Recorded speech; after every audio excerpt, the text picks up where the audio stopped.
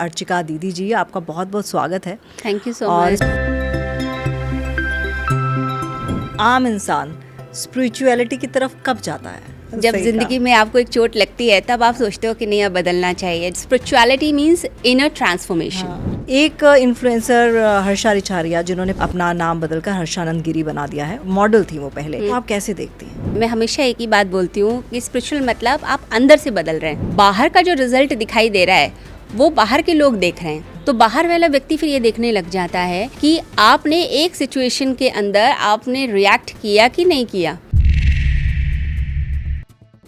आपके हिसाब से मेडिटेशन कैसे की जाती है? ध्यान क्या करता है, आपको आपके मूल स्वभाव से, जो आपका ओरिजिनल नेचर है, उससे आपको जोड़ता है। तो ध्यान करने के लिए क्या है कि आपको अपने जो थॉट्स हैं उनसे आपको डिस्कनेक्ट करने की प्रैक्टिस करनी होती है और अपने भीतर जो शून्यता है, शांति है, उसमें स्थापित करना। रामायण में देखा है, महाभारत में देखा है, साधु संत ऐसे ही मेडिटेशन करते थे। और आज के दौर में मैनिफेस्टेशन इसी को कहा जाता है। जब आप विजुअलाइज करते हैं, उसके ऊपर विश्वास रखते हैं, this is called manifestation. Spirituality को वेल्थ के साथ भी जोड़कर देखा जा सकता है। आप अगर धन के साथ अगर इसको जोड़ के देखते हैं तो मुझे धन कमाना है, लेकिन एथिकली कमाना है। मैं ऐसा धन नहीं लेकर आऊँगा जिससे जो है दुख मिला हो, किसी व्यक्ति की परेशानी मिली हो। यानी कि स्पिरिचुअलिटी हर तरीके से कर्मा से जुड़ा है। बिल्कुल कर्म से जुड़ा हुआ है और आपके थॉट्स, आपके एक्शंस, आपकी बिहेवियर, ये सब चीज़ें जो है क्लब होके स्पिरिचुअलिटी में आती हैं। शिव जी को आदि योगी कहा जाता है। हाँ जी। उनके बारे में पूछना चाहूँगी, आदि योगी क्यों? आदि योगी यानी कि योग की उत्पत्ति उनसे हुई। इनर ट्रांसफॉर्मेशन कैसे करना है, अपनी चेतना का विकास कैसे करना है, ये सब चीज़ें भगवान शिव से, महादेव से ही शुरू होती है। जेनजी, आपको क्या लगता है कि सनातन को अच्छे से समझते हैं? क्योंकि मैं फिर से एक बार बोलूँगी, इंस्टाग्राम पे कुछ ऐसे इन्फ्लुएंसर्स हैं जो आजकल कलावा काट रहे हैं। विद्रोह है अंदर, विद्रोह है कि सिस्टम अगर गलत दिखाई देता है तो उसके लिए आवाज़ उठाना चाहते हैं, और आई थिंक आवाज़ उठानी भी चाहिए अगर कोई भी चीज़ गलत दिख रही है। पर कई बार क्या होता है कि वो जो तरीका है वो थोड़ा गड़बड़ा जाता है। हनुमान जी आज के युवा को कैसे संदेश देते हैं? इतनी बड़ी वानर सेना में सिर्फ वही थे जिन्होंने स्ट्रैटेजी बनाई और राम जी का जो पर्पस था वो पूरा फुलफिल किया। तो स्ट्रैटेजी बनाना, माइंड को फोकस रखना, कभी अपने आप को मत भूलो कि तुम क्या हो। तमन्ना talkies, where you can follow trend every weekend. So please share, follow and subscribe. इस वीडियो में व्यक्त किए गए सभी विचार, मत और सुझाव अतिथि के व्यक्तिगत अनुभवों और विचारों पर आधारित है। इसमें चैनल, एंकर या निर्माता की सहमति या विचारों का आवश्यक रूप से मेल होना जरूरी नहीं। इस वीडियो का उद्देश्य केवल जानकारी और विचार विमर्श है। इसका उद्देश्य किसी को नुकसान पहुंचाना, गुमराह करना या किसी प्रकार की खतरनाक राजनीतिक या वित्तीय सलाह को बढ़ावा देना नहीं है। दर्शकों से अनुरोध है कि वो किसी भी राय या सलाह पर कार्य करने से पहले अपने विवेक और विशेषज्ञ की सलाह जरूर लें। नमस्कार, कैसे हैं आप सब? और उम्मीद करती हूँ कि आप सब स्वस्थ होंगे, मस्त होंगे। और आज का ये पॉडकास्ट बहुत ही स्पेशल है क्योंकि एक स्पेशल शख्सियत के साथ आज मैं हूँ और बात भी बेहद खास होने वाली है। बात होने वाली है स्पिरिचुअलिटी पर, यानी कि अध्यात्म पर। साथ ही साथ बात करेंगे मैनिफेस्टेशन पर, क्योंकि कहते हैं कि ब्रह्मांड आपको 24 घंटे सुनता है, लेकिन कहना क्या है ये आपको तय करना है। और साथ ही साथ हम बात करेंगे कनेक्शन की, ऊपर वाले के साथ कनेक्शन की। वो कनेक्शन कैसे बिठाना है, क्योंकि अलाइनमेंट बहुत ज़रूरी है। तो ये अलाइनमेंट कैसे होगी? और मेरे साथ आज जो शख्सियत हैं उनका नाम है अर्चिका दीदी जी। आपका बहुत बहुत स्वागत है। Thank you so much. और सौभाग्य है मेरा कि मैं आपके सामने ऐसे समक्ष बैठकर आज बातचीत कर पा रही हूँ। और मैं दर्शकों को बता दूं कि मैं बात कर रही थी मैम से, और मैम बोल सकती हूँ मैं आपको? हाँ जी, मैम बोलिए, दीदी बोलिए, कुछ भी बोल सकते हैं आप। तो मैं बात कर रही थी, मैं इनको कह रही थी कि आपके पिताजी को हम बचपन में बहुत सुनते थे, मेरी माँ बहुत सुनती थी। तो आप पूछेंगे इनके पिताजी कौन हैं, तो आप उनको जानते हैं, सुधांशु जी महाराज। फिर से बोलूँगी कि सौभाग्य है मेरा कि मैं ऐसे बैठी हूँ आपके सामने, और विषय जो मैंने चुना है वो चुना है स्पिरिचुअलिटी का। आपसे बेस्ट मेरे को कोई मिल नहीं सकता था। स्पिरिचुअलिटी को आप कैसे लेती हैं? ये क्या साइकोलॉजिकल एक सब्जेक्ट है या फिर ये रिलीजन से जुड़ा हुआ है?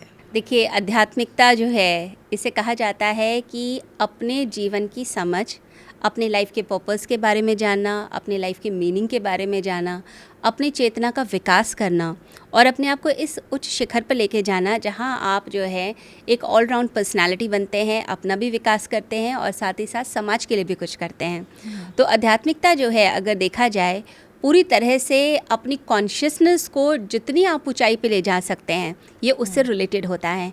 अगर हम साइकोलॉजी के हिसाब से देखें तो अगर साइकोलॉजी में देखते हैं तो इसका मतलब है आप अपने थॉट्स पर, अपने इमोशंस के ऊपर, अपने बिहेवियर पर और अपने एक्शन के जो पैटर्न्स हैं और आपके हैबिट्स हैं उनके ऊपर बहुत गहरा असर पड़ता है जब कोई व्यक्ति आध्यात्मिकता की तरफ चलता है, उसकी राह के ऊपर चलता है। लेकिन कई लोग इसे रिलीजन के साथ थोड़ा सा मिक्स कर लेते हैं। देखिए, रिलीजन जो है वो एक तरह का कर्मकांड हो गया या कोई शास्त्र हो गया या बंधे बंधाए कुछ नियम होते हैं जो लोगों को फॉलो करने होते हैं। रिलीजन बेस ज़रूर देता है, लेकिन उस बेस के ऊपर जो आप अपनी उड़ान भरना चाहते हैं वो आपको आध्यात्मिकता देता है। रिलीजन बताएगा आपको कि ये गलत चीज़ है, ये मत कीजिए, लेकिन उसकी प्रॉपर रीजनिंग के साथ, उसकी समझ के साथ, उसे अपने अंदर उतारते हुए जब व्यक्ति आगे बढ़ता है तो वाकई में वो स्पिरिचुअल बन जाता है। और एक आम इंसान स्पिरिचुअलिटी की तरफ कब जाता है? देखिए, ज़्यादातर जो है स्पिरिचुअलिटी मीन्स इनर ट्रांसफॉर्मेशन। हाँ। आप अंदर से तभी बदलेंगे ना जब आपको कुछ चोट पहुंचती है। जब सही ज़िंदगी में आपको एक चोट लगती है तब आप सोचते हो कि नहीं, अब बदलना चाहिए। जब आपको पता है आपके गुस्से के कारण आपकी जॉब चली गई हाँ। या आपका रिश्ता टूट गया, आप इतना क्रोध करते थे, तो आपको फिर अंदर से लगता है नहीं, अब मुझे इसे कंट्रोल तो करना पड़ेगा, अब तो मुझे सीखना पड़ेगा। तो वो स्पिरिचुअलिटी हो गई। अब एक ही सिचुएशन में दो लोग होते हैं। जैसे समझ लीजिए एक व्यक्ति है अमित और एक है रोहन। अमित जो है वो एक सिचुएशन में फंसा है, उसे प्रमोशन चाहिए। रोहन भी चाहता है उसे प्रमोशन चाहिए, लेकिन अमित सिर्फ जो है रिलीजियस प्रैक्टिसेस कर रहा है। सुबह जाके जल चढ़ा के आ गया, दिया जला दिया, भगवान से प्रार्थना कर ली, लेकिन जब प्रमोशन नहीं मिलती तो उसके अंदर गुस्सा आता है, उसके अंदर जेलसी आती है, दूसरा आगे बढ़ गया, मैं पीछे रह गया। तो अंदर से कुछ नहीं बदला। लेकिन एक व्यक्ति है जो रोहन है, जो चाह रहा है कि नहीं मुझे प्रमोशन मिले, उसे नहीं मिलती, लेकिन अब उसकी दृष्टि देखिए, उसने ये नहीं सोचा कि दूसरा आगे बढ़ गया, मैं जेलसी करूं या मैं गुस्सा करूं। उसने ये देखा कि वो आगे बढ़ा है, कोई ना कोई इसका रीज़न होगा, उसकी कोई ऐसी काबिलियत होगी, कोई ऐसी स्किल होगी जिसके कारण उसको प्रमोट किया गया। अब उसने सारी चीज़ें छोड़कर वो स्किल के ऊपर काम करना शुरू किया कि मैं अपना बेस्ट वर्जन कैसे बन सकता हूँ, मैं अपने आप को अंदर से कैसे बदलूँ कि मैं ऊंचाई पर पहुँचूँ। तो स्पिरिचुअलिटी आपको इनर ट्रांसफॉर्मेशन सिखाती है कि आप कैसे आगे बढ़ें। आज के दौर से अगर मैं इसे जोड़ूं, जैसे आपने 2 एग्जांपल्स दी, बड़ी खूबसूरती से आपने समझाया, तो मैं एक रियल लाइफ एग्जांपल्स आपके सामने पेश करती हूँ। मुझे नहीं पता कि आप कितना टेलीविज़न या कितना इंस्टाग्राम चलाती हैं, लेकिन तान्या मित्तल स्पिरिचुअल इन्फ्लुएंसर हैं, जानती हैं आप उनको? हाँ जी, नाम सुना है मैंने। हाँ, बिग बॉस में भी आई थी। तो वो मंदिरों में जाती हैं और आजकल तो वो अलग तरह के वीडियोस भी बना रही हैं। तो वो अपने आप को स्पिरिचुअल इन्फ्लुएंसर बताती हैं, मंदिरों में जाती हैं, अलग अलग जगहों पर लोगों को खैर प्रेरित भी करती हैं स्पिरिचुअलिटी की तरफ जाने के लिए। लेकिन वहीं दूसरी तरफ वो दूसरी तरह के वीडियोज़ भी बनाती हैं जो बॉलीवुड से प्रेरित होते हैं। एक इन्फ्लुएंसर हर्षा रिछारिया, जिन्होंने अपना नाम बदलकर हर्षानंद गिरी बना दिया है, उन्होंने अपना पिंडदान किया और वो सनातन की तरफ निकल गई हैं और मॉडल थी वो पहले। कैसे देखते हैं ये युवा पीढ़ी, ये ट्रांसफॉर्मेशन की आप बात कर रही हैं, इन दोनों को आप कैसे देखती हैं? देखिए, जो ट्रांसफॉर्मेशन है, मैं हमेशा एक ही बात बोलती हूँ कि स्पिरिचुअल मतलब आप अंदर से बदल रहे हैं। बाहर का जो रिजल्ट दिखाई दे रहा है वो बाहर के लोग देख रहे हैं, लेकिन अगर आपने अंदर से अपने अंदर कंट्रोल किया है, सपोज आप अपने एंगर के ऊपर कंट्रोल कर रहे हैं, जेलसी पे कंट्रोल कर रहे हैं, या बहुत ज़्यादा पहले वैलिडेशन चाहते थे, आप उस पर कंट्रोल कर रहे हैं, तो बाहर वाला व्यक्ति फिर ये देखने लग जाता है कि आपने एक सिचुएशन के अंदर आपने रिएक्ट किया कि नहीं किया। पहले आप चिल्लाते थे, अब आप काम है, अब आप सोचते हैं, पॉज लेते हैं कि नहीं लेते हैं। ये सब चीज़ें फिर बाहर जो है आनी शुरू हो जाती है। लेकिन बेसिक बात यही है कि भीतर से आपको अपने मन की गहराई में जाकर अपने थॉट्स के ऊपर वर्क करना है और अपने माइंड को कंट्रोल करना है, माइंड की ट्रेनिंग करनी है। अब मैं बात करूंगी मेडिटेशन की। जी, सबसे पहले तो मैं आपसे पूछ लेती हूँ कि आपके हिसाब से मेडिटेशन कैसे की जाती है, क्योंकि मैंने यूट्यूब पे बहुत वीडियोस देखे हैं। पहले मैं आपसे आपका जानना चाहूँगी, आप क्या कहते हैं इसके बारे में? देखिए, पहले तो ध्यान समझ लेते हैं, ध्यान है क्या। बिल्कुल, कई बिल्कुल, लोगों को तो बहुत यही नहीं ज़रूरी पता है। ध्यान हाँ। क्या है। देखिए, आपका जो वो स्वभाव होता है, स्वरूप होता है, जो आपकी आत्मा का है या आपकी सोल का है, वो बड़ा प्योर जो है स्वभाव माना जाता है, यानी कि शांत रहना, प्रेम में रहना, करुणा में रहना। 24 घंटे कोई भी व्यक्ति गुस्से में तो नहीं रह सकता। 24 घंटे कोई जो है किसी से लड़ाई नहीं कर सकता। आपको प्यार चाहिए, शांति चाहिए, आप आराम से बैठना चाहते हैं, ये आपका मूल स्वभाव होता है। तो ध्यान क्या करता है, आपको आपके मूल स्वभाव से, जो आपका ओरिजिनल नेचर है, उससे आपको जोड़ता है। तो ध्यान किया कैसे जाता है, जैसे आप पूछ रही हैं, कई लोग जैसे ध्यान करना भी चाहते हैं। तो ध्यान करने के लिए क्या है कि आपको अपने जो थॉट्स हैं उनसे आपको डिस्कनेक्ट करने की प्रैक्टिस करनी होती है, और अपने भीतर जो शून्यता है, शांति है, उसमें स्थापित करना, और वो उसका असर जो है वो आपके डे टू डे वर्क में आना शुरू हो जाता है। यानी आप जो भी काम करते हैं आप बड़ी शांति से करने लग जाते हैं। पहले आप बहुत जो आप ओवर रिएक्टिव थे, आप रिएक्शन देते थे, या आप लड़ लेते थे, या कुछ भी बोल देते थे, पता ही नहीं चलता था आपको। उन सब चीज़ों के अंदर चेंजेस आने लगते हैं जब आप ध्यान की तरफ चलना चाहते हैं।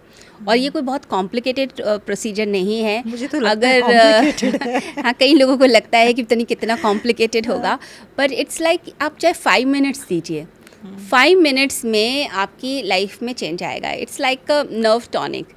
जैसे हम टॉनिक लेते हैं अपने शरीर की शक्ति के लिए, तो ये आपके माइंड के लिए, आपकी सोल के लिए एक टॉनिक होता है, जिसमें करना कुछ नहीं है। आपको चुपचाप 5 मिनट, जैसे आप सुबह उठे, आप जैसे ही आपकी नींद खुलती है, आप 5 मिनट्स के लिए आप आंखें बंद करके साइलेंस में बैठिए और जस्ट वॉच कीजिए अपने थॉट्स को, कुछ और नहीं करना, और शांति को लीजिए। टेस्ट लेके देखें इसका। हाँ, थोड़ी देर का। बिल्कुल कर कैसे सकते करना? हैं। कैसे बैठना, क्या बैठने की कोई मुद्रा है यहाँ पे? जी, कोई मुद्रा स्टार्टर्स के लिए नहीं होती, बिगनर्स के लिए नहीं, बट ये है कि क्रॉस लेग नहीं करना होता है इसमें। ठीक है। तो आप जहाँ भी बैठे हैं, अगर आप चेयर पे बैठे हैं, आप ज़मीन पे बैठ सकते हैं, चेयर पे, सोफ़ा पे, और बैठकर कंफर्टेबल पोजीशन में फिर आपको आपका जो एटीट्यूड है वो पैसिव होना चाहिए, एक्टिव नहीं। ये नहीं कि बस जल्दी से मैं 5 मिनट करूं, मुझे जाके कुछ और काम करना है, ऑफिस भागना है, या मुझे घर में जो है किचन में काम करना है, ऐसा नहीं।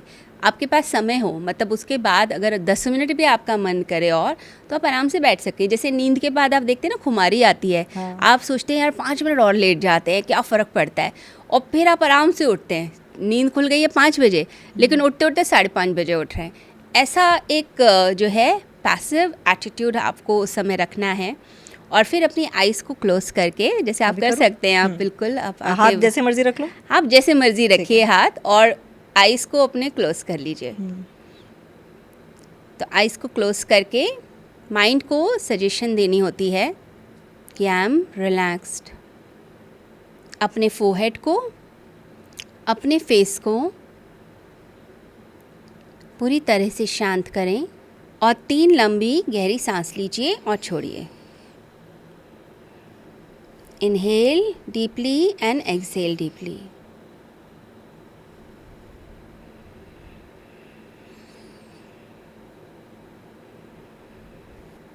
And simply watch your breath. अपनी आती जाती सांसों को देखना है, ऑटो सजेशन देने हैं, मैं शांत हूँ, मैं पवित्र हूँ, मैं सुख में हूँ,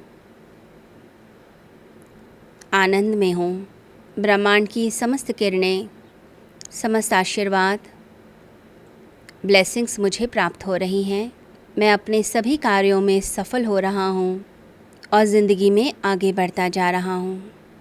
मन ही मन अपने आप को मुस्कुराते हुए देखिए, खुश देखिए, सभी बंधनों से दूर, एक खुश, पवित्र, फ्री आत्मा। इसके बाद धन्यवाद दीजिए अपने पेरेंट्स का, इस यूनिवर्स का, जिन लोगों ने मदद की उन सब का। अपने हैंड्स को रब करें और अपने आइज़ पर लगा लीजिए, चेहरे पर, थ्रोट पर, पूरी अपनी बॉडी पे, और अपने आइज़ ओपन कीजिए। अच्छा लगा आपको? बहुत अच्छा। एक बात बताइए, ये जो आपने मेरे को आंखें बंद करके विजुलाइज करने को कहा, ये बहुत पुरानी पद्धति है ना? क्योंकि हमने रामायण में देखा है, महाभारत में देखा है, साधु संत ऐसे ही मेडिटेशन करते थे। और आज के दौर में मैनिफेस्टेशन इसी को कहा जाता है? बिल्कुल, जब आप विजुलाइज़ करते हैं, उसके ऊपर विश्वास रखते हैं, दिस इज़ कॉल्ड मैनिफेस्टेशन। अब अगर साइकोलॉजिकली देखें तो आप जिस चीज़ के ऊपर भी ध्यान देते हैं, वो चीज़ ज़िंदगी में होती चली जाती है, वो बढ़ती जाती है।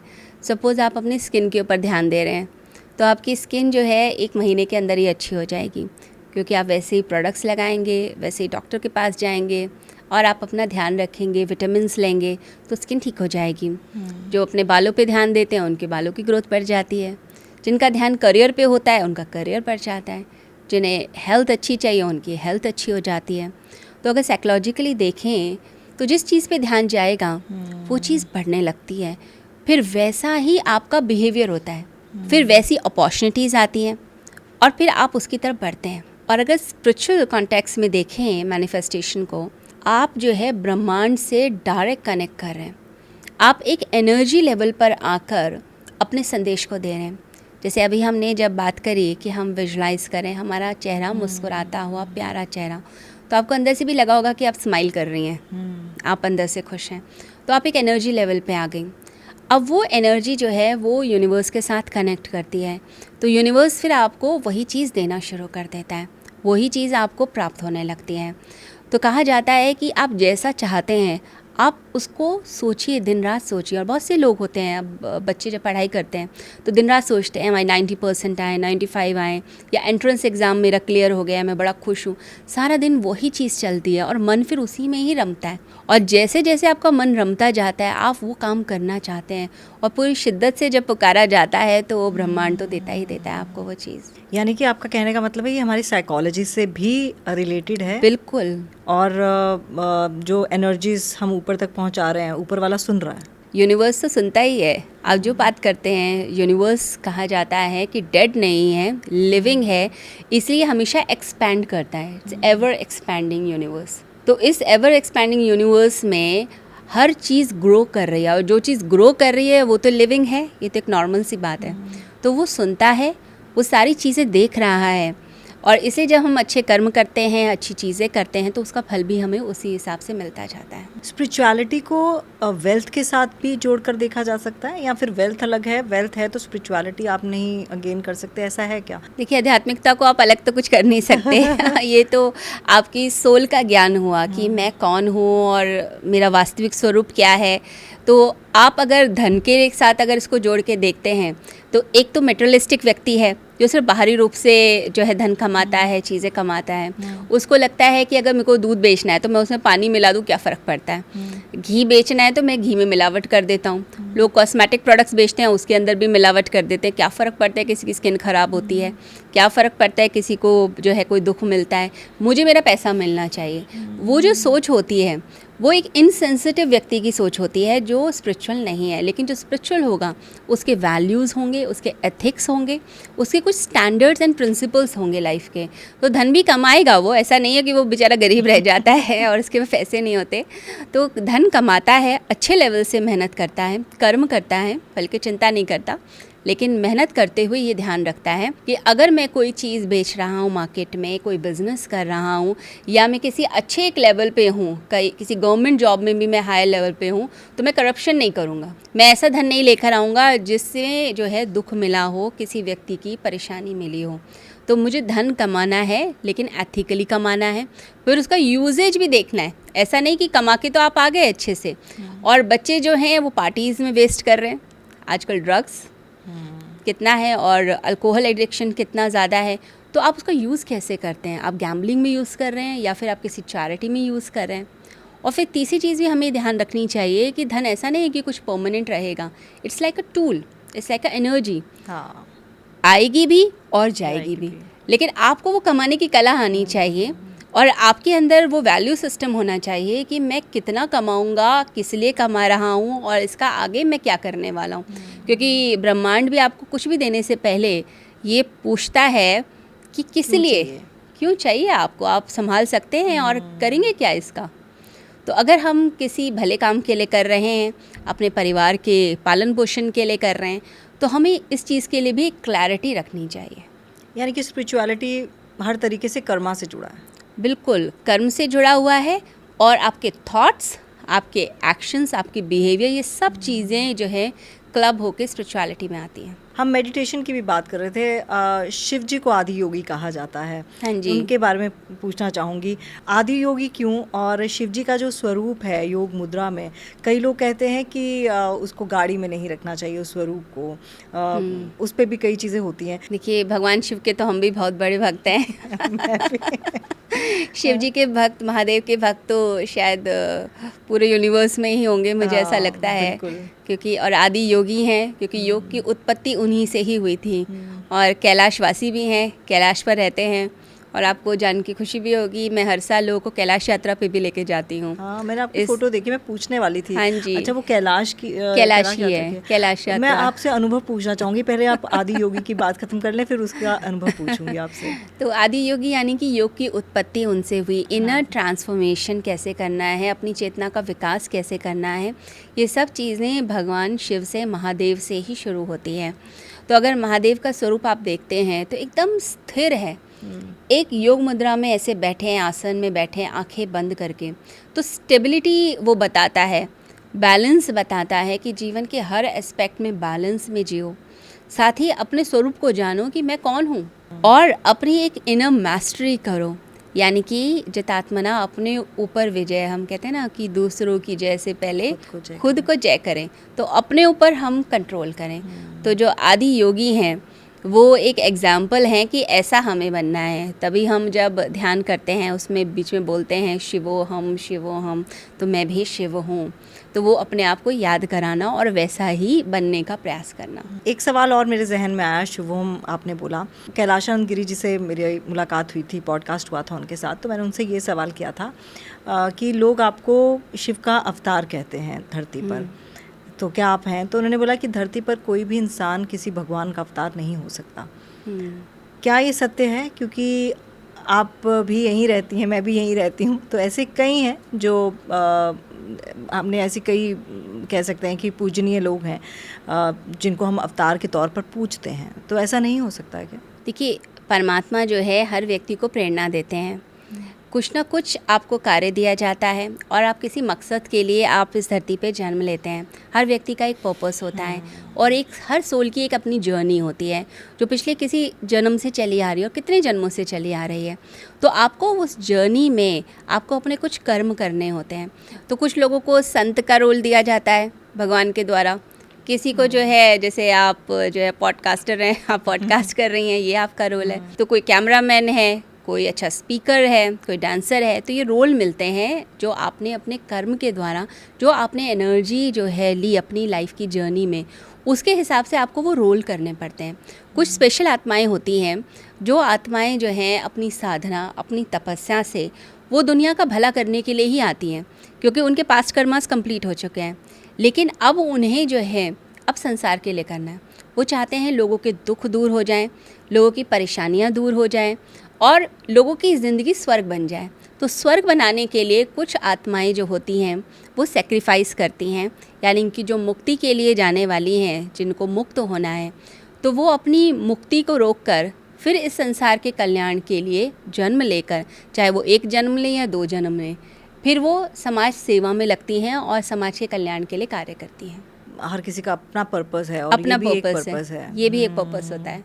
अब कैलाश पर्वत की बात करते हैं, कितनी बार जा चुकी हैं आप? 2017 से मैं जा रही हूँ। फर्स्ट यात्रा हमने 2017 में की थी। अंदर से प्रेरणा हुई। वैसे बचपन से ही मेरा बड़ा मन था, क्योंकि महादेव की भक्त हूँ मैं, तो एक सपना हमेशा आता था मुझे शुरुआत से। अच्छा। कि मैं बहुत सारे भक्तों को लेकर मैं किसी पहाड़ पे जा रही हूँ और सब भजन गाते हुए और भगवान का नाम लेते हुए जा रहे हैं। अब छोटी थी तो पता नहीं था वो पहाड़ कौन सा है। जैसे जैसे बड़ी हुई तो लगा कि महादेव तो वहाँ पर रहते हैं और अपने गणों के साथ, तो मुझे वहाँ जाना चाहिए। तो फिर मैंने 2017 में प्लान किया और फिर हम लोग जो है कैलाश की जर्नी हमने स्टार्ट करी, जो अभी कंटिन्यू चल रही है हमारी। और हम कोशिश यही करते हैं 21 जून को जो योग दिवस है वो हम कैलाश पर्वत पे मनाते हैं। अनुभूति होती है वहाँ पर? बहुत ही अद्भुत अनुभूतियाँ रही हैं। जैसे हम फर्स्ट टाइम जब गए तो वहाँ यज्ञ वगैरह जब हम कर रहे थे, यज्ञ प्रार्थना, क्योंकि हर साल ही हम करते हैं ऐसे, मानसरोवर झील के किनारे यज्ञ होता है। थोड़ा सा योग कराती हूँ, प्राणायाम, ध्यान सब करते हैं लोग, और फिर भगवान के स्तोत्र पाठ होते हैं। तो 2017 में हमने तांडव स्तोत्र गाया था भगवान के लिए, शिव तांडव स्तोत्र। तो ये बड़ा अद्भुत मौका रहा मेरे लिए कि कैलाश पे और शिव तांडव स्तोत्र में गा रही हूँ, तो महादेव को सबसे ज़्यादा पसंद है ये। तो उस टाइम पे इतनी एनर्जी अनुभव हुई, ऐसा लगा कि धरती से इतनी ऊर्जा उठ रही है। और बादल बहुत थे क्योंकि मौसम वहाँ बदलता रहता है, बहुत बादल थे और कैलाश पर्वत पूरा ढका हुआ था। परंतु जैसे ही सबने शिव तांडव स्तोत्र गाना शुरू किया, जितने भी भक्त थे, हम 60-70 लोग थे, तो बादल हटे और कैलाश पे महादेव की छवि उभर के आ गई। और हम कैमरा टीम लेके गए थे, उन लोगों ने रिकॉर्ड कर लिया। और फिर जितने थे सब खड़े हो गए कि ये तो अद्भुत है, अभी तो शुरू करा और महादेव प्रसन्न हो गए।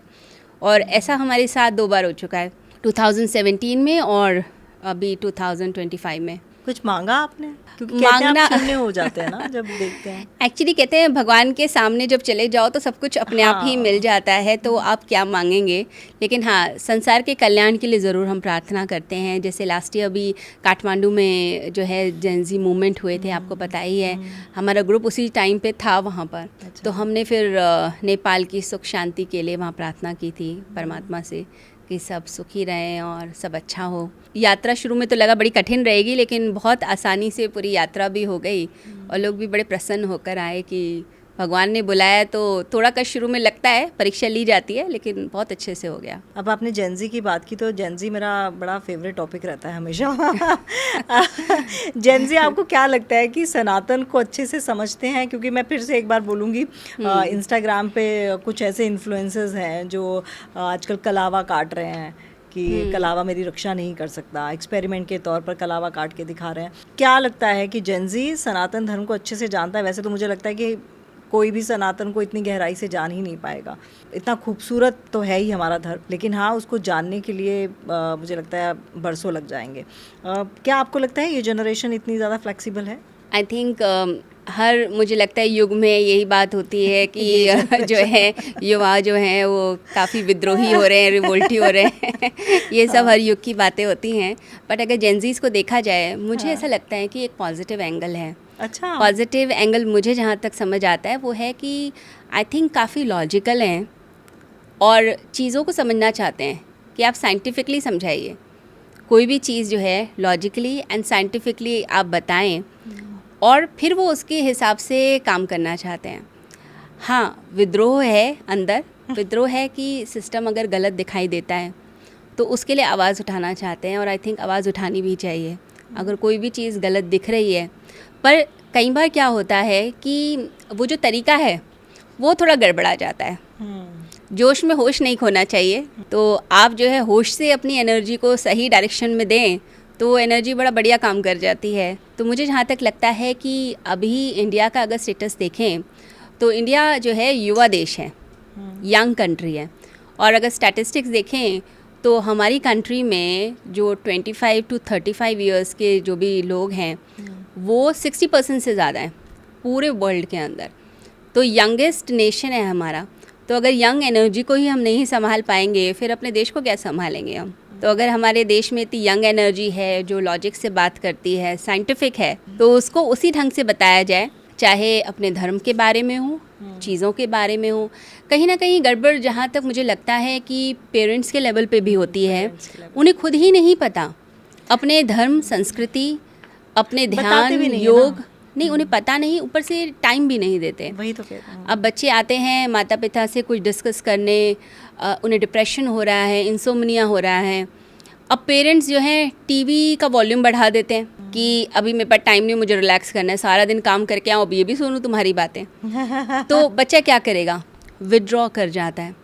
फिर वो बच्चे अपने ही साथ के एज के बच्चों के साथ बात करते हैं जिन्हें खुद कुछ नहीं पता बेचारों को, तो मिलके कोई सोल्यूशन निकालते रहते हैं। और कितने ऐसे यंगस्टर्स हैं आज के टाइम में, आप देखिए मेंटल हेल्थ की कितनी प्रॉब्लम्स आ रही हैं आफ्टर कोविड, और सबसे ज़्यादा जो है यंग जनरेशन्स को इफ़ेक्ट कर रही हैं। इतना कॉमन हो गया इस समय डिप्रेशन, सैडनेस, इंसोमनिया के केसेस, सुसाइडल केसेस कितने बढ़ते चले जा रहे हैं। बच्चों के साथ बहुत ज़्यादा होते जा बहुत रहे हैं ज़्यादा ना। है। पेरेंट्स के पास टाइम नहीं, जॉइंट फैमिलीज अब रही नहीं, बच्चा जाए तो कहाँ जाए, थेरेपी सेशंस के लिए जाते हैं या फिर अपने ही ग्रुप में मिल के फिर रिवोल्ट करते हैं, समझ आ नहीं पा रही कोई चीज़, तो इमोशंस को कैसे व्यक्त करना है ये नहीं पता चल पाता।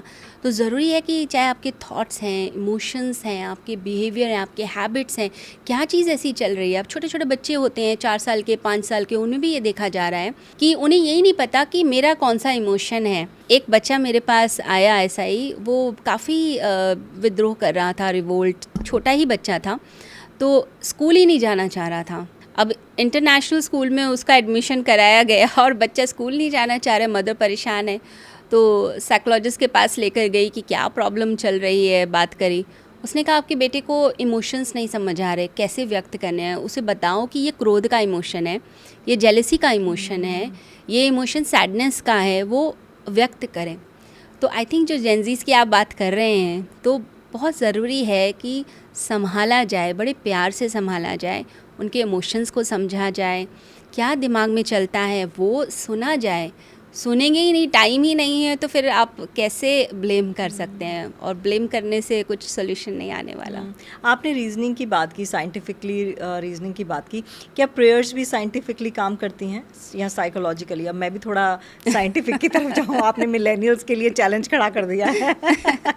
नहीं, चैलेंज तो नहीं कहूँगी, बट क्योंकि हम तो बचपन से ही ऐसी प्रेयर कर ली, स्कूल में खड़ा किया, चलो जी प्रेयर कर ली, मम्मी ने बोला कि आज आरती गानी, आरती गा ली, मतलब नहीं पता उसका। दिवाली पे भी पीछे स्टीरियो लगा दिया, लक्ष्मी माता की आरती चल रही है, हम भी गुनगुना रहे हैं। तो ये काम कर रही थी या हम ऐसे ही गाई जा रहे थे?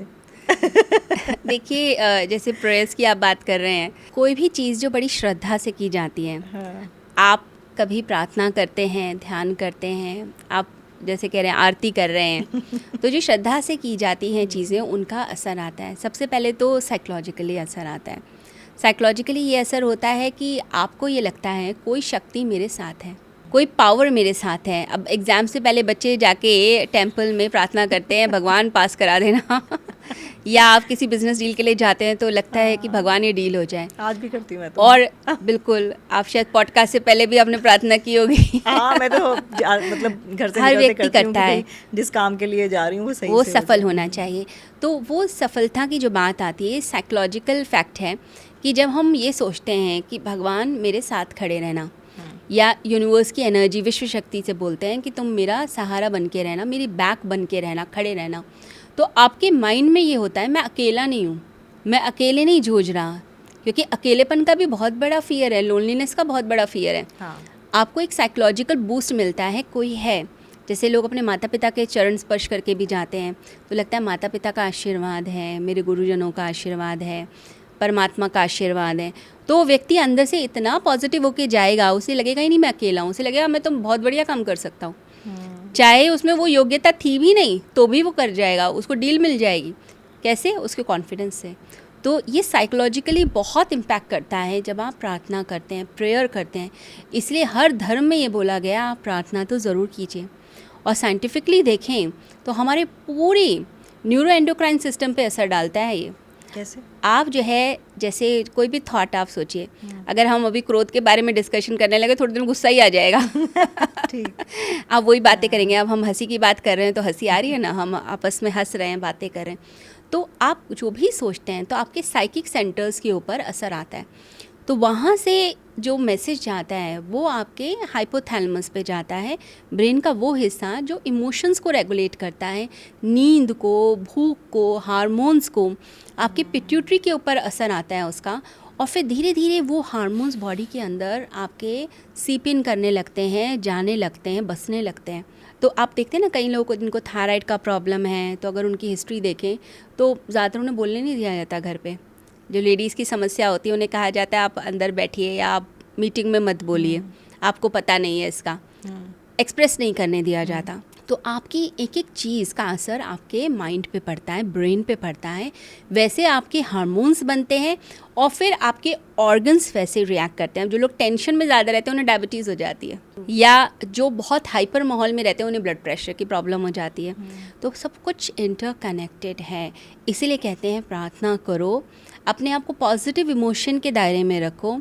और ऐसा तो अब रिसर्च भी कहा गई है कि आपके ऑरा में 6 मंथ्स पहले बीमारी आ जाती है, पता चल जाता है कि आपको कौन सी बीमारी होने वाली है। यानी आप ऐसे थॉट्स और ऐसी तरंगों में जीवन जीते हैं। तो इसलिए प्रार्थना करते हुए या अच्छे पॉजिटिव बातों को या पॉजिटिव एफर्मेशन जैसे हमने अभी ध्यान में की कि मैं शांत हूँ, मैं सुख में हूँ, मैं आनंद में हूँ, ये सारी बातें आपको जो है अंदर से पवित्र करती हैं, इमोशनली फुल रखती हैं। जो इमोशनल एम्प्टीनेस है वो आपकी ठीक होने लगती है। लेकिन जिस शख्स के साथ बहुत सालों से बहुत लंबे समय से नेगेटिविटी ही चल रही है, कुछ पॉजिटिव हो ही नहीं रहा, चाहे वो जॉब हो, रिश्ते हो, प्यार हो, तो पॉजिटिविटी लाना क्या इतना आसान है? मुझे तो नहीं लगता आसान है। इसमें अगर हम देखें कि कोई भी एक्सीडेंट्स लाइफ के हम बोल सकते हैं इसको कि आपका ब्रेकअप हो गया, ये एक्सीडेंट ही माना जाएगा, ठीक है।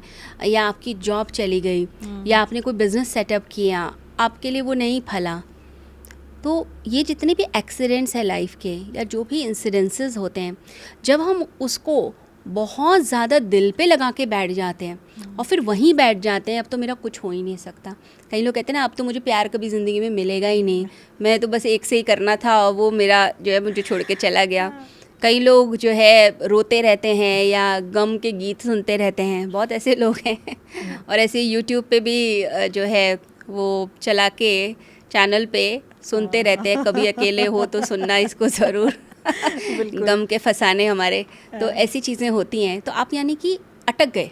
आपको बस ये समझना है लाइफ के अंदर, लाइफ में सुख दुख मान अपमान ये तो आता रहेगा, ये सबके साथ है, किसी का ज़्यादा है किसी का कम है। लेकिन कोई भी दुनिया में ऐसा इंसान नहीं है जिस इंसान के पास 100% ही दुख आएगा या 100% सुख आएगा। ये सोच का फ़र्क होता है। आपके साथ कुछ हो गया तो आप उसको वहीं छोड़िए ना, आप उसे लेसन लीजिए। टाइम लगता है निकलने में, दो हफ्ते, 2 महीने, साल भर लग जाए आपको, लेकिन आपको निकलना तो पड़ेगा, जीना तो पड़ेगा, जीवन तो जीना है। अब आपको उसको एक लेसन की तरह लेना चाहिए और फिर उसके बाद एक्शन प्लान बनाइए कि अब मैं और ऐसा क्या करूं, मेरे अंदर ऐसे क्या टैलेंट है या ऐसी क्या योग्यता है, मैं कुछ और बिजनेस करूं, या मैं अपने जॉब के लिए कौन सी ऐसी स्किल लूँ जिससे मैं और आगे बढ़ सकूँ। अगर आप डिप्रेस होकर बैठ गए फिर तो आपको कोई भी नहीं उठा सकता। आप डॉक्टरों के चक्कर लगाते रहिए, दवाइयाँ खाते रहिए और फिर घर के लोग ही आपके लिए जो है गलत बोलने लग जाएंगे, ये तो बोझ बन गया है हमारे लिए, कुछ करता नहीं है या बैठा रहता है, तो आपकी ज़िंदगी हेल बन जाती है। तो कितना भी बुरा हो जाए लाइफ में, मेरा तो रूल है हमेशा मुस्कुराते रहिए और ज़िंदगी में जोश भर के आगे बढ़िए, छोड़िए जो हो गया। बहुत लोगों की ज़िंदगी में बहुत दुख आते हैं। जो स्ट्रांग होता है ना वो मुस्कुरा के चला जाता है, जो वीक होता है वो छोटा सा कांटा भी लग जाए ना जोर जोर से रोना शुरू हो जाता है।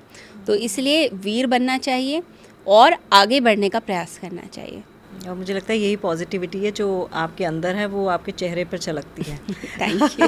जो स्किन की आप बात कर रहे थे, मैं आपको कॉम्प्लीमेंट देना चाहूँगी। और ज़्यादातर मैंने देखा है जो लोग अध्यात्म से इतने गहराई से जुड़े हुए हैं उनकी स्किन वगैरह तो बहुत अच्छी होती है, तो इसीलिए जुड़ जाइए स्किन अच्छी करने के लिए। एक और चीज़ मैं पूछना चाहूँगी, कनेक्शन भगवान के साथ आप कनेक्शन कैसे फील करते हैं? जब आपने मेडिटेशन की बात की थी तो अभी कुछ दिन पहले मुझे भी लगा कि मैं भी मेडिटेशन करती हूँ, तो मैं भी 4:30 बजे मैंने उठना शुरू किया और यूट्यूब पे वीडियोस देखे। तो जिस तरह से यूट्यूब में था मैंने वैसा किया, लेकिन सच बात बोलूँ तो मुझे कनेक्शन फील नहीं हुआ। ब्रह्म मुहूर्त में उठने के बावजूद नहीं फील हुआ, पता नहीं क्यों। देखिए, ये जो आप बात कर रहे हैं ब्रह्म मुहूर्त में ही उठना है और ऐसे ही करना है तो मैं बिना मेंटोर के कर रही थी ना एक्चुअली यूट्यूब से देख के। जैसे किसी से व्यक्ति प्यार करता है तो कोई मुहूर्त निकाल के प्यार नहीं करता तो वो जो प्रेम होता है वो अपने आप ही हो जाता है। कैसे कहा जाता है कि प्यार हो जाता है, किया नहीं जाता, हो जाता है। तो ऐसे ही देखें, अगर हम नींद के बारे में भी कोई ज़बरदस्ती कहे कि नहीं मुझे तो अब इसी समय सोना ही सोना है, आप बटन दबाते नहीं सो सकते हैं, वो अपने आप होता है। ऐसे ही ध्यान के केस में भी यही है कि प्रतीक्षा करनी पड़ती है, ध्यान हो जाता है, भगवान से जो कनेक्शन हम स्थापित करना चाहते हैं वो हमारा हो जाता है। बट जो एफ़र्ट्स हैं जिसकी आप बात कर रहे हैं कि सुबह उठना है या ये करना है, पर मुझे जहाँ तक लगता है जो बड़ा सिंपल एंड क्विक तरीका है वो है अंदर ही अंदर उस ईश्वर को, उस डिवाइन पावर को याद करना। आप जिस चीज़ को बार बार याद करते हैं वही तो आपके दिमाग में घूमती है। रात को सोते हुए सपने भी उसी चीज़ के आते हैं। आप अगर वर्क प्रेशर में हैं या आपको लग रहा है पैसे नहीं हैं, हम कमा नहीं पा रहे, या मेरी इतनी ग्रोथ नहीं हो पा रही, मैं तो पता नहीं कहाँ पहुँच सकती थी या पहुँच सकता था, मेरी अभी इतनी ग्रोथ नहीं। आप सारा दिन जिस ख्वाब में हैं, जो बातें सोचते हैं, वो सारी चीज़ें आपके सपनों में भी आती हैं, रात को भी आएंगी, दिन में भी आएंगी, सुबह आएंगी, आप आँख बंद करेंगे तब भी आएंगी। तो अगर हम वो डिवाइन कनेक्शन चाहते हैं तो हमें उस ईश्वर की, उस डिवाइन पावर की याद में रहना होता है। यानी कि मन में बार बार वही सारी बातें पॉजिटिविटी की जो आपने सुनी है। वो लोग भजन बहुत गाते हैं, आपने देखा होगा कई लोग बड़ा अच्छे भजन गाते हैं, गुनगुनाते हैं या चैंटिंग करते हैं। वो सब किस लिए है? वो याद बनी रहे। जब वो मीठी मीठी याद जो है अंदर चली जाती है तो फिर कनेक्शन बनाना नहीं पड़ता, कनेक्शन बन ही जाता है। आप फिर चाहे ब्रह्म मुहूर्त में बैठिए या आप रात में बैठिए, इवन आप डिस्को में भी होंगे ना, वहाँ भी कनेक्शन बना होगा। क्योंकि आपको अंदर से लगेगा कोई मेरे साथ है, किसी ने मेरी उंगली पकड़ी हुई है। तो ये बड़ी प्यार भरी जो है वो यात्रा है, जिसे लोगों ने बड़ा तपस्या और दुख में बनाया हुआ है, लेकिन है ये प्रेम का मार्ग। लेकिन मुझे लगता है कि अब बड़ी सारी चीज़ें बदल गई हैं। जैसे आप कह रहे हैं कि प्यार का मार्ग है, मुझे लगता है कि अब लोग थोड़ा स्पिरिचुअलिटी की तरफ जा रहे हैं। वो चाहे सोशल मीडिया के वजह से हो। अभी मैं आपके ही एक स्टाफ के हैं, उनके साथ मैं बातचीत कर रही थी, तो हम लोग यही बात कर रहे थे कि बेशक सेलिब्रिटीज़ ने कुछ चीज़ें बड़ी ज़्यादा बना दी। जैसे विराट कोहली को हमने देखा, कैंची धाम मंदिर गए तो कैंची धाम मंदिर एकदम फेमस हो गया। फिर प्रेमानंद महाराज जी के पास वो जाते रहते हैं, तो वो भी एकदम लाइमलाइट में आ गए। जनरेशन बोल दीजिए या फिर आप बोल दीजिए कि अभी हाल फिलहाल में सनातन और स्पिरिचुअलिटी का जो दौर है, वो आपको नहीं लग रहा कि पिछले कुछ सालों से बहुत ज़्यादा आगे बढ़ा है? उसका स्तर भी बढ़ा है और लोग जानना भी चाहते हैं। हर व्यक्ति चाहता है कि जो प्रेशर उसके ऊपर है वो बर्डन हटे, और उस बर्डन को हटाने का तरीका यही है कि जब हम कनेक्ट होते हैं, डिविनिटी से कनेक्ट हो जाते हैं, एक डिवाइन कनेक्शन हमारा होता है। चाहे हम टेम्पल्स में जाएं, चाहे हम किसी गुरु के पास जाएं, कोई यज्ञ करें, घर में पूजा करें, तो बर्डन हटता है। बर्डन इतने तरह तरह के हैं लोगों के। आजकल तो ये भी एक बर्डन है, इंस्टाग्राम में मेरे फॉलोवर नहीं बढ़े, इतना बड़ा बर्डन है लोगों के लिए। ये तो आप बात आज मेरे फ्रेंड्स जो हैं वो पार्टी पे गए थे, उसने तो इतना बढ़िया खाना खाया, इतने बढ़िया बर्गर की फ़ोटो भेजी, और मेरी मम्मी मुझे पैसे नहीं दे रही हैं। तो बहुत सारे बर्डन्स हैं लोगों के और तरह तरह के प्रेशर हैं। अब जैसे जैसे सोसाइटी में चेंजेस आते जा रहे हैं तो हर लेवल पे ही एक प्रेशर दिखाई देता है। अब ये भी एक प्रॉब्लम कई लोगों को होती है कि मेरे फ्रेंड की गर्लफ्रेंड बन गई और मेरी गर्लफ्रेंड नहीं है, ये भी एक प्रेशर है, बहुत प्रेशर है। तो आप क्या करते हैं जब ये सब चीज़ें देखते हैं किसी गुरु के पास, टेंपल के पास जाके, तो आपको लगता है कि वो मेरा बर्डन निकल गया, मतलब मेरा वो प्रेशर उन्होंने ले लिया। एक रील आपके साथ, मैं आज रील की बड़ी बातें हो रही है एक रील आपके साथ डिस्कस कर रही हूँ जो आपने, अब जैसे आपने बताया कि ये भी बहुत बड़ा बर्डन है। एक रील मैं देख रही थी, उसमें एक लड़का पूजा कर रहा होता है, तो वो पीछे म्यूज़िक चलता है कि तू कर्म कर, फल की इच्छा मत कर। तो वो आगे से बोलता है कि आप फल दो, कर्म की इच्छा मत करो। तो ये वाइस वर्सा है। तो भगवान ये जो कहते हैं कि कर्म करो, फल की इच्छा मत करो, पॉसिबल है कि आप बिना किसी पर्पस के काम करे जा रहे हैं? जब मेरा पर्पस ही मुझे नहीं पता तो मैं क्या काम करूँगी? ये पॉसिबल है? एक्चुअली क्या है कि ये जो लाइन है, कर्म करो फल की चिंता ना करो, वो लोगों ने उसको ठीक से समझा नहीं है। प्रॉब्लम ये है कि भैया फल दे दो, आप कर्म की चिंता मत करो, वो मैं कर लूँगा। अभी ऐसा है कि आपको खिचड़ी खानी है, पर प्रेशर कुकर में ना तो हम चावल डालेंगे, ना पानी, ना दाल, ना मसाला, हमें तो खिचड़ी खानी है। अब खिचड़ी कहाँ से पैदा होगी? कुछ तो करना पड़ेगा ना उसको। तो एक्चुअली ये जो लाइन बोली गई है गीता का, ये जो वचन है कि आपको कर्म करना चाहिए, फल की चिंता नहीं करनी चाहिए, उसका ये मतलब नहीं है कि आपको पर्पस नहीं बनाना लाइफ का। इसका मतलब है आपने एक पर्पस बनाया। सपोज़ करो एक स्टूडेंट ने बनाया कि मुझे जो ये एंट्रेंस एग्ज़ाम क्लियर करना है, ये आपका पर्पस है। लेकिन अब वो बच्चा पढ़ नहीं रहा, वो सारा दिन कह रहा है मुझे एंट्रेंस एग्ज़ाम क्लियर करना है, और टेंशन लेकर बैठा है। अब भाई सुबह से शाम तक आप पढ़ नहीं रहे हो, यही टेंशन लेके बैठे हो, आंसू बहा रहे हो, और अगले दिन आपका एग्ज़ाम है, तो आप क्या कर रहे हो? तो ये उस चीज़ के लिए बोला गया कि आपको कर्म तो करना पड़ेगा। जैसे एक रस्सी होती है, उसके 2 सिरे हो गए, 2 एंड्स हो गए। अब सेकंड एंड तक पहुंचने के लिए फर्स्ट एंड से आप शुरू करते जाओगे, एंड में रस्सी के जो सेकंड एंड है वहाँ तक आप पहुँच जाओगे।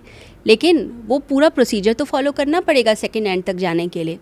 तो आपको अगर कल एग्ज़ाम है आपका और आप पूरा दिन पढ़ ही नहीं रहे और आपने पूरे साल भी नहीं पढ़ाई करी, तो अगले दिन आपका फेल होना तो निश्चित है। आपने लक्ष्य बनाया, पर्पस बनाया कि मुझे इसमें एंट्रेंस में पास होना ही होना है, चाहे आप नीट का दे रहे हो या आप सिविल सर्विसेज के एग्ज़ाम दे रहे हो, लेकिन वो जो पूरा प्रोसीजर है वो आपको पूरा कंप्लीट तो करना पड़ेगा। जो आपको चाहिए, आपने फोकस बनाया, उसके लिए वो प्रॉपर स्ट्रैटेजी बनानी पड़ेगी। तो भगवान ये कहते हैं कि आप वो अपना फोकस बनाइए, फिर उस पर मेहनत कीजिए, स्ट्रैटेजी बनाइए, प्लानिंग कीजिए और प्लानिंग करते हुए काम कीजिए। उस समय अगर आप 24 आवर्स में आप 18 आवर्स भी पढ़ रहे हैं, आप 18 आवर्स में अगर आप 2 घंटे भी टेंशन ले रहे हैं, आपके वो 2 घंटे वेस्ट आप कर रहे हैं। आपको रिजल्ट मिल जाएगा। अब वो कैसा मिलेगा, आपकी फर्स्ट पोजीशन आएगी, सेकंड आएगी, थर्ड आएगी, आप उसकी टेंशन मान लो, या आप पास होंगे फेल होंगे, लेकिन अपना कर्म तो कंप्लीट करो, कल जाके एग्ज़ाम देना है। अगर वो बच्चा इतना भी टाइम वेस्ट करता है, 1 मिनट भी वेस्ट करता है, यानी कि वो अपनी जो तैयारी है उसको वेस्ट कर रहा है और उसका रिजल्ट उसको नहीं मिलेगा। एक्चुअली इसका ये मतलब है, ये नहीं है कि आपने कोई फोकस ही नहीं बनाया, पर्पस नहीं बनाया और आप बस करे जा रहे हो, इसका ये मतलब नहीं है। फोकस बनाइए, पर्पस बनाइए, बट फिर आपको उसके लिए स्टेप्स क्या लेने हैं, जो 10 स्टेप्स बनाने हैं आपको, वो प्रॉपर बना के फिर उस पर काम कीजिए। नहीं काम करेंगे तो रिज़ल्ट नहीं मिलेगा। और हर समय अगर यही चिंता करेंगे पता नहीं होगा, पता नहीं होगा, फिर सेल्फ डाउट पे इंसान कुछ भी नहीं कर पाता। ये तो बिल्कुल प्रामाणिक तौर पर प्रूफ्ड है कि भागवत में जो भी चीज़ें लिखी हैं वो आज के दौर में भी बिल्कुल सटीक बैठती हैं और रेलेवेंट हैं। उस दौर पे लिखा हुआ हर एक चीज़।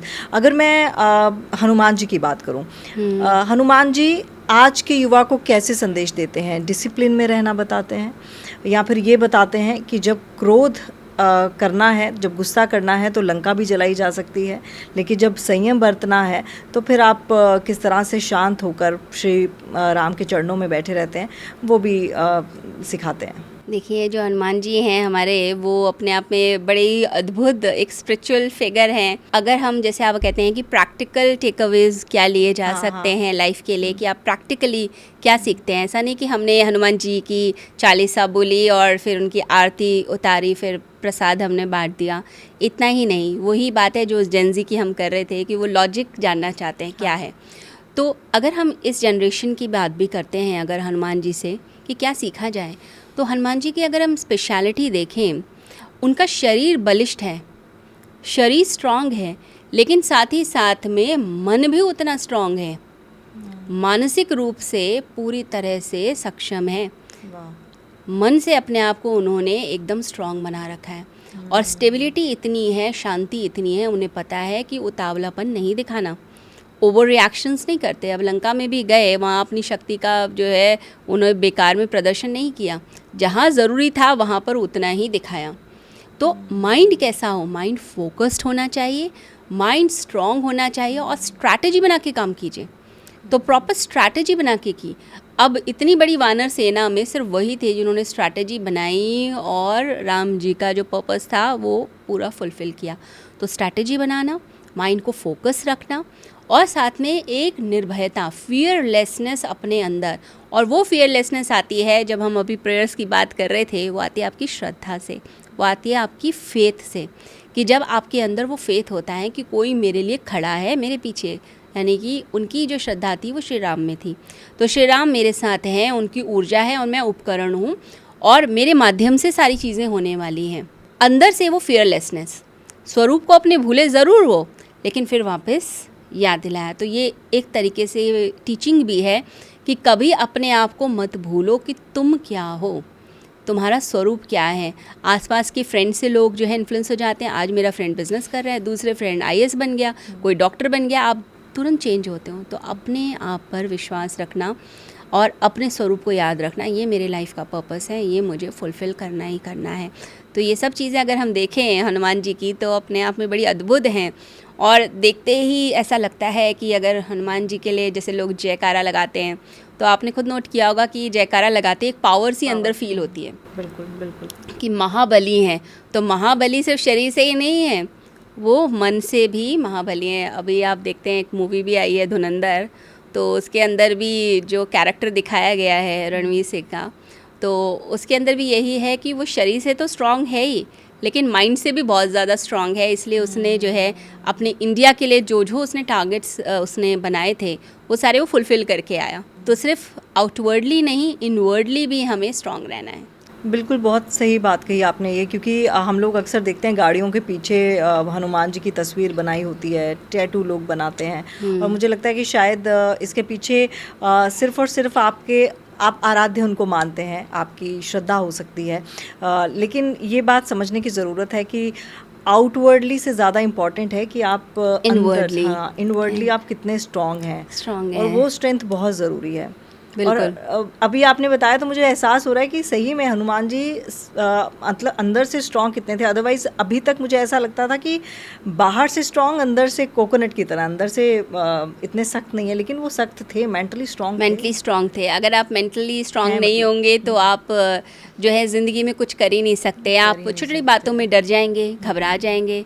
आज ये जॉब चली गई, आज ये रिलेशनशिप ब्रेक हो गया, आप डिप्रेशन में ही जाएंगे। कई लोग कहते हैं कि हनुमान जी तो खुद ही भक्त थे, तो उनको भगवान का दर्जा क्यों दिया जाता है? देखिए, कहते हैं ना, अपने आप को इतना ऊंचा बनाइए आप अपनी श्रद्धा से और अपनी तपस्या से कि आप पूजनीय बन जाए, भगवत्ता आपके अंदर आ जाए।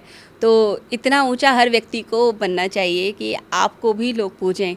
अब आप देखते होंगे बहुत लोग एक अपनी तपस्या करते हुए एक ऐसे स्टेज पे पहुंच जाते हैं कि उनके जो फैंस होते हैं उनके लिए कुछ भी करने को तैयार होते हैं। तो वो जो लेवल है उस व्यक्ति ने अपनी तपस्या से हासिल किया होता है, तो वो ज़रूर करना चाहिए। लॉर्ड कृष्णा की बात करती हूँ, वो क्या सिखाते हैं लाइफ मैनेजमेंट और कैसे डिसीजन लेना है, क्योंकि महाभारत के युद्ध के दौरान डिसीजन मेकर वही थे और उन्होंने ही अर्जुन को तमाम नसीहतें दी। अर्जुन डर रहे थे, लेकिन उन्होंने बोला कि ये जो सामने हैं ये तुम्हारे भाई नहीं, अभी तुम्हारे कॉम्पिटिटर्स हैं। तो क्या सिखाते हैं? देखिए, कृष्ण जी की भी लाइफ अपने आप में अद्भुत है, जैसे हनुमान जी अद्भुत हैं, हमारे भगवान श्री कृष्ण भी अद्भुत है अपने आप में। तो अगर उनकी भी लाइफ की अगर जर्नी देखें और गीता में जो उनकी टीचिंग्स हैं, अब गीता को अगर देखें पूरे संसार में एक्सेप्ट कर लिया गया है और लोग टीचिंग्स को फॉलो करते हैं अपनी लाइफ को बदलने के लिए। तो भगवान श्री कृष्ण की अगर स्किल्स को देखा जाए, जो उन्होंने संदेश मेन दिए, जो मुझे ऐसा लगता है कि लोगों की लाइफ बदल सकते हैं। सबसे पहले तो क्लैरिटी ऑफ माइंड आपका क्लियर रहना चाहिए, ऐसा क्लाउडी नहीं। आप हर समय ही परप्लेक्स्ड हैं, कंफ्यूज्ड हैं, पता ही नहीं है। अब जैसे किसी बच्चे से पूछो तुम्हें क्या करना है लाइफ में, वो कह रहा है मेरे को तो पता नहीं, शायद मैं जज बन जाऊँ, शायद IAS बन जाऊँ, शायद मैं डॉक्टर बन जाऊँ, शायद सिंगर बन जाऊँ। आप कहेंगे बेटा एक चीज़ तो बताओ तुम्हें करना क्या है? था बहुत साल पहले तो बहुत लोगों की समस्या है कि उन्हें बनना क्या है, उन्हें खुद नहीं पता। फिर एंड में लोग कहते हैं आप ही बता दो मैं क्या बनना चाहिए। तो clarity, no confusion in life. अब अर्जुन जो है वो कन्फ्यूज ही तो था उस टाइम पे, कितनी कन्फ्यूजन थी उसे कि युद्ध करूं कि ना करूं। तो वो क्लैरिटी अपने माइंड के अंदर लेकर आना, अपने माइंड को स्ट्रांग बनाना। इसे चैप्टर 6 गीता का जो है आत्म संयम योग बताया गया है कि अपने ऊपर संयम रखना और अपने मन को क्लियर रखना। उसमें पूरे ध्यान के स्टेप्स बताए गए हैं और सारी चीज़ें बताई गई हैं। और दूसरी बात जो हमने अभी डिस्कस करी कि अपने कर्म पर ध्यान दीजिए, अपने काम पर ध्यान दीजिए, आपका काम अच्छा होना चाहिए। और साथ ही साथ मुझे लगता है कि श्री कृष्ण अपने हर रोल में ही बेस्ट रहे हैं। आप देखिए, चाहे वो डिप्लोमेट के रूप में जब गए शांति प्रस्ताव लेकर, तब भी उन्होंने अपनी तरफ से पूरी मर्यादा निभाई, एक फ्रेंड की पूरी मर्यादा निभाई अर्जुन के साथ, एंड तक उसका ध्यान रखा, एंड तक उसके लिए साथ में रहे। पूरी महाभारत में जो युद्ध था उसकी पूरी स्ट्रैटेजी उन्होंने बनाई कि कैसे आपको युद्ध करना है, क्या रणनीति होनी चाहिए और किससे आपको दोस्ती रखनी है, किससे नहीं रखनी है। तो पूरे एक स्ट्रैटेजिस्ट थे वो अपने आप में। तो हर रोल में वो अपने आप को बेस्ट उन्होंने दिखाया।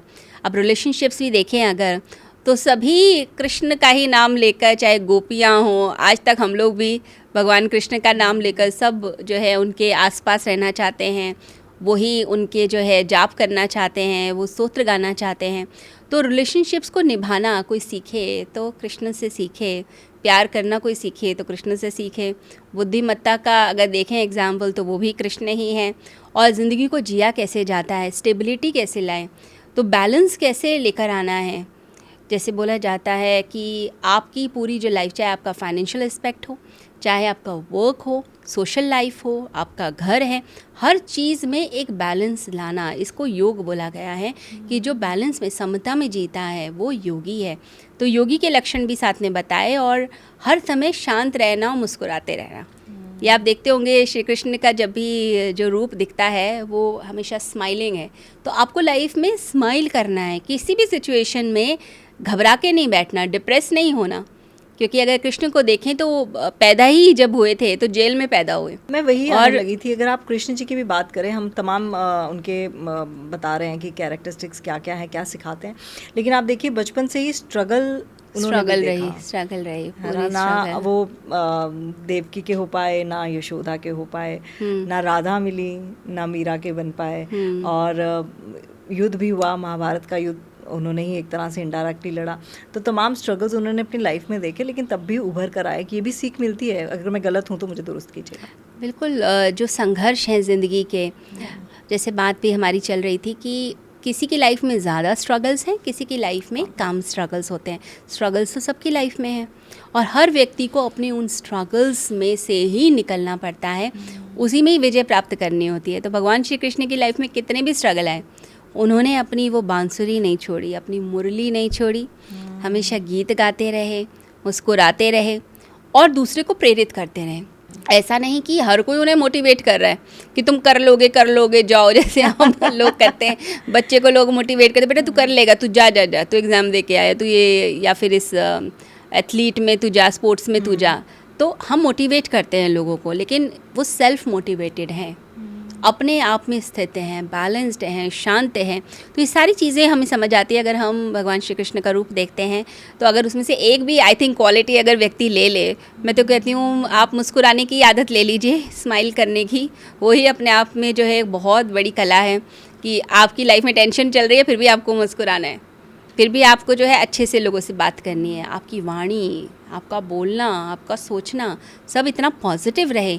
ये भी अपने आप में एक चैलेंज होता है जो आई थिंक हम श्री कृष्ण से सीखते हैं। और मुझे लगता है आप तो उसमें मतलब कह सकते हैं ब्लेस्ड हैं, एक चेहरे पे स्माइल रहती है।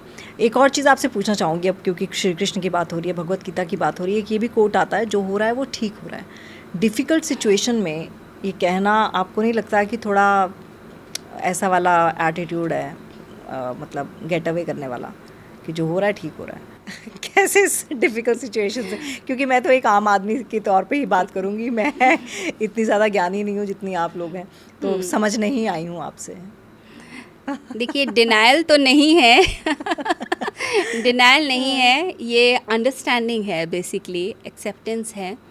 और अगर हम देखें, ये जो लाइन है ये एक डीप बिलीफ से आती है, आपके अंदर से एक ज्ञान अंदर से आता है कि आप इस संसार में जो आए हैं, ये संसार एक पाठशाला है, ये एक स्कूल है जहाँ पर हमें लेसन्स लेने हैं लाइफ के और ज़िंदगी में आगे बढ़ना है। ऐसा नहीं कि आप लेज़ी होकर डिनाई करके जो हो रहा है सब बढ़िया हो रहा है जी, बैठ जाओ, कुछ नहीं करना ज़िंदगी तो आप चीज़ों को दो तरह से ले सकते हैं, एक पॉजिटिव वे में, एक नेगेटिव वे में।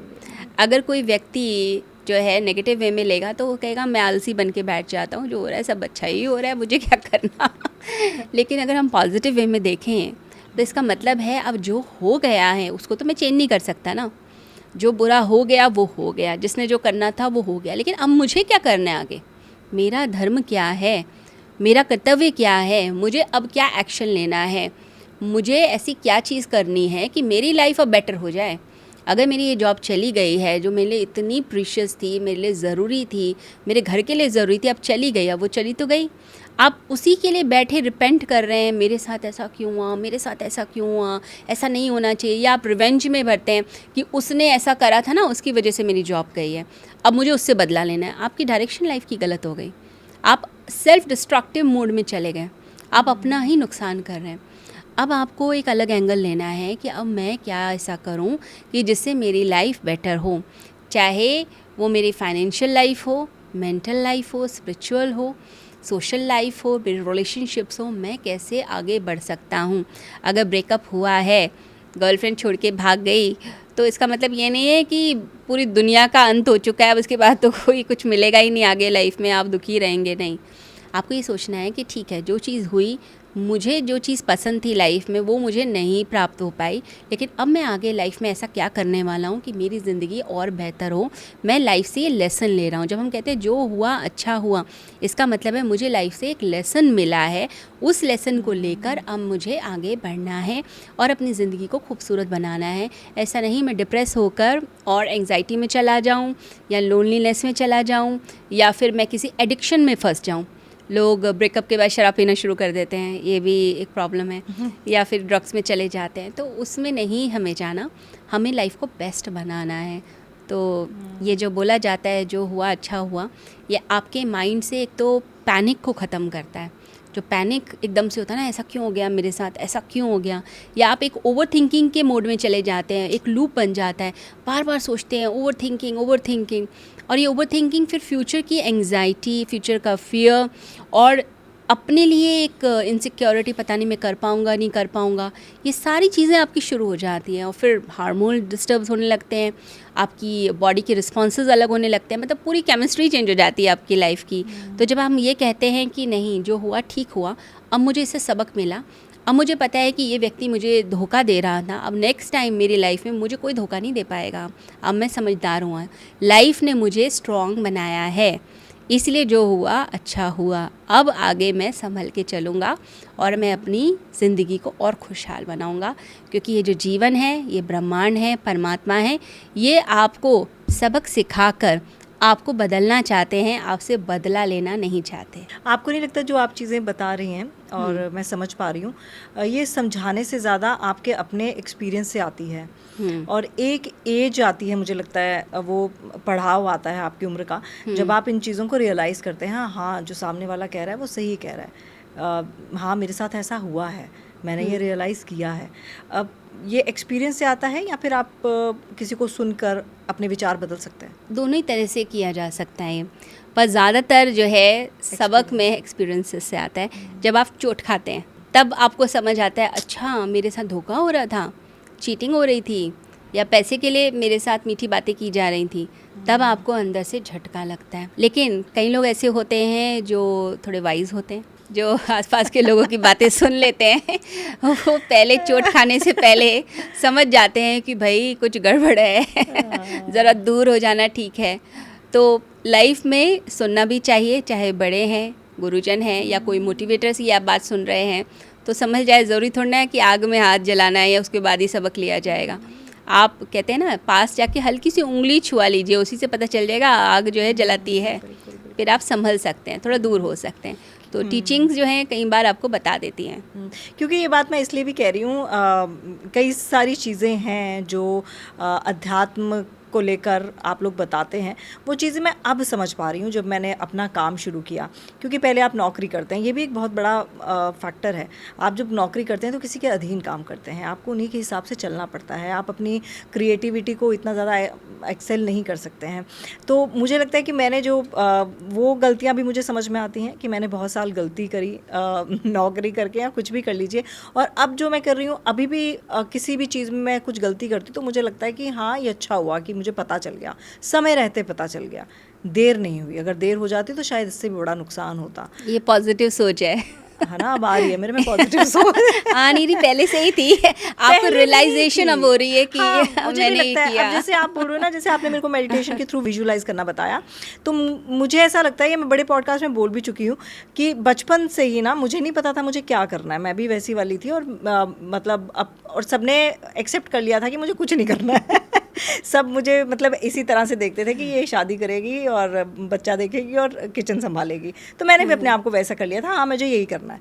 तो लेकिन अब मुझे ये नहीं पता था, लेकिन हाँ मैं अकेले बैठ के, जैसे मैं 7-8 साल की थी, 9 साल की थी, तो मैं अकेले बैठ के ना, आप मानेंगे नहीं, मुझे बहुत हैरानी होती है इस चीज़ की। मैं अपने इंटरव्यूज़ ऐसे अकेले बैठ के ऐसे विजुलाइज करती थी कि मैं किसी को इंटरव्यू दे रही हूँ, मैं बहुत बड़ी सेलिब्रिटी हूँ। मुझे हैरानी होती है इस चीज़ की। मैं तो बहुत छोटी थी, मैं छुट्टियों में ऐसे बैठ जाती थी और ऐसे प्रिटेंड करती थी किसी के सामने क्योंकि मेरे को तो मैंने ग्रेजुएशन पोस्ट ग्रेजुएशन करने के बाद भी मुझे नहीं पता था कि मुझे मीडिया में जाना है, क्योंकि हमारे वहाँ पर इतना ज़्यादा, हिमाचल में इतना ज़्यादा है नहीं, मीडिया का नाम भी लोगों ने नहीं सुना था जब मैंने मीडिया का लाइन करी।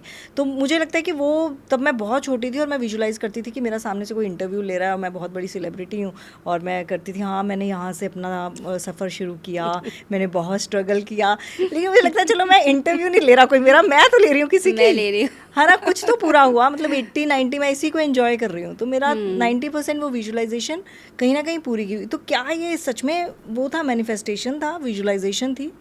आपको पता नहीं चला लेकिन आपने कर दिया है ना, मैंने कर दिया, ये अनजाने में ही घटित ये अनजाने में घटित हुआ, लेकिन ब्रह्मांड ने सुन लिया आपके बारे में।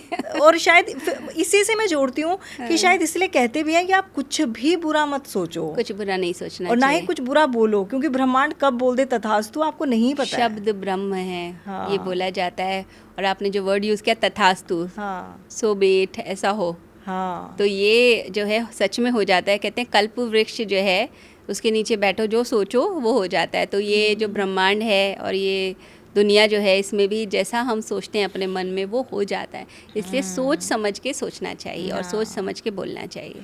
और यही रीज़न है, मेरा बेटा कुछ भी ऐसा बोलता ना मैं नहीं कर पाऊंगा, ये वो क्रिकेट खेलता है तो उसको है इच्छा कि वो क्रिकेटर बने, तो मैं उसको ऐसे ही बोलती हूँ तो क्रिकेटर ही बनेगा, तो क्रिकेट ही खेलेगा, तो यही करेगा, तो उसको भी मैं यही बोलती हूँ, तो यही बोला कर कि मैं क्रिकेटर ही बनूंगा, मैं तो तू ये मत बोला कर कि मैं नहीं खेल पाऊंगा, मैं अच्छा नहीं खेलूंगा, तो ये बोला ही मत कर, क्योंकि मैं अपना याद करती हूँ ना कि मैं भी उसके बराबर ही थी जब मैं ये विजुअलाइज कर रही थी अनजाने में, और वो शुक्र है मैं टीचर बनना विजुअलाइज नहीं कर रही थी। नहीं, फिर काफ़ी नुकसान हो जाता है दुनिया का, क्योंकि आप इतनी अच्छी पॉडकास्टर हैं। थैंक यू सो मच, लेकिन मेरा तो नुकसान हो जाता है, मुझे डिस्प्लिन खानी पड़ती है रोज।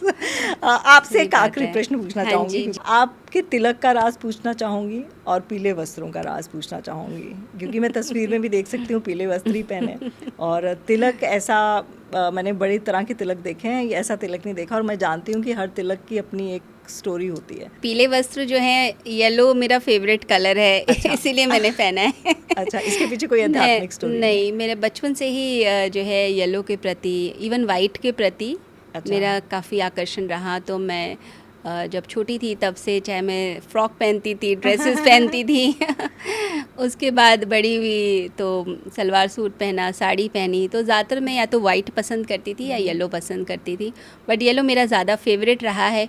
मुझे ऐसा लगता है कि ये जो कलर है येलो, ये आत्मविश्वास पैदा करता है लड़कियों के अंदर। अच्छा। तो ये सेल्फ कॉन्फिडेंस बढ़ाता है, आपके ऑरा को स्ट्रेंथन करता है, और सबसे बड़ी बात ये मेंटली आपको बड़ा मजबूत बनाता है। आप कमज़ोर नहीं फील करते। आप कभी महसूस कीजिएगा कि जो येलो वस्त्र, पीत वस्त्र हैं, या आपको मानसिक रूप से बड़ी शक्ति देते हैं, क्योंकि ये एक तरह से गोल्डन कलर है और ये आध्यात्मिक कलर माना जाता है, परमात्मा का कलर माना जाता है।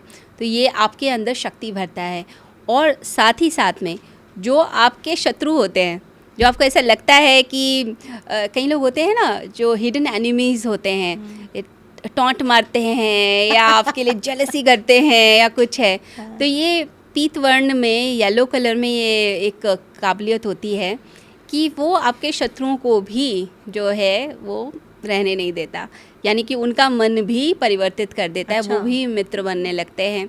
तो मैं चाहती हूँ इस सारे पूरे संसार में मित्रता फैले, कोई शत्रुता ना हो, और मैं हमेशा मेंटली स्ट्रांग रहूँ, जिससे मैं लोगों की मदद कर सकूँ। तो इसलिए ये पीत वस्त्र हैं। और रही बात ये टीके की, तो मुझे ऐसा लगता है कि जो मैं लंबा टीका लगाती हूँ, ये आपकी ग्रोथ बताता है। जैसे अग्नि जो है वो हमेशा ऊपर की तरफ जाती है और ब्रह्मांड में जाके खो जाती है, तो ये एक एनर्जी का प्रतीक है कि मैं एक आत्मा हूँ और मेरा जो डेस्टिनेशन है, जो मुझे पहुँचना है, वो परमात्मा तक है और वो ऊपर की तरफ है। तो ये जो ऊपर की तरफ तिलक जा रहा है वो ये है कि मैं अपने परमात्मा को पुकार रही हूँ कि मैं तुम्हारी तरफ आ रही हूँ। शायद आपको मेरे नाम का मतलब भी नहीं पता होगा। हाँ, मुझे आपका नाम लेकिन बहुत अच्छा लगा था, बड़ा जी। यूनिक लगा था। अर्चिका जो है, इसका मतलब होता है एक ऐसी प्योर सोल जिसकी जो है ज़िंदगी की जो जर्नी है और उसका जो लक्ष्य है वो ये है कि उसकी आत्मा परमात्मा में विलीन हो जाए, ध्यान के द्वारा वो परमात्मा में समाहित हो जाए। आपको पता है मेरे बेटे के नाम का मतलब भी यही है। तो ये तो बहुत अच्छी बात है। निवान नाम रखा है मैंने, और मैंने जब देखा था तो उसका मतलब यही था, प्योर सोल। Pure soul. हाँ, तो अच्छा है, सब कुछ भगवान ने अपने आप ही बनाया है समीकरण। सही में।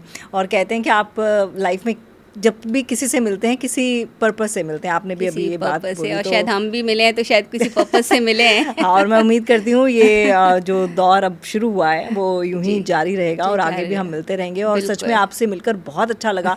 मेडिटेशन आपने मुझे बताया, Thank वो you. मैं अभी कल से करना शुरू कर दूंगी और यही आशा करती हूँ कि किसी तरह का कोई थॉट मेरे अंदर ना घुसे। और आप भी नेगेटिव कभी मत सोचिए, हमेशा पॉजिटिव सोचिए। और फिर से वही बोलूँगी कि भगवान को सिर्फ एक शब्द कहना आता है, वो है तथास्तु। तो ब्रह्मांड में आपका जो कहते हैं ना एनर्जी अलाइनमेंट, वो कैसा होना चाहिए वो सोच समझ के कीजिए और हमेशा अच्छा अच्छा बोलिए, दूसरों के लिए अच्छा सोचिए, दूसरों को कॉम्प्लीमेंट्स दीजिए। और जो आप करते हैं वही आपको वापस आता है, तो इसलिए दूसरों को कॉम्प्लीमेंट करेंगे तो आपको भी मिलेंगे। इसी अच्छे नोट के साथ मुझे दीजिए इजाज़त, अपना ख्याल रखिएगा। नमस्कार। तमन्ना talkies, where you can follow trend every weekend. So please share, follow and subscribe.